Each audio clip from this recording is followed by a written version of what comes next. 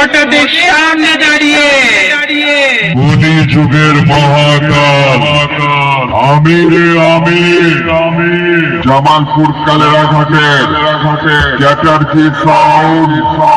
মহাদেবের ভক্ত আমি সালা পুরোটাই বিষাক্ত যেখানেই ঢুকবো তোদের সালা করে আসবো একেবারে ধ্বংস जोश है उमरिया में जोश है कमरिया में जोश है उमरिया में जोश है कमरिया में घुंघरू भी बांध है नचाने वाली चाहिए एक बांसुरी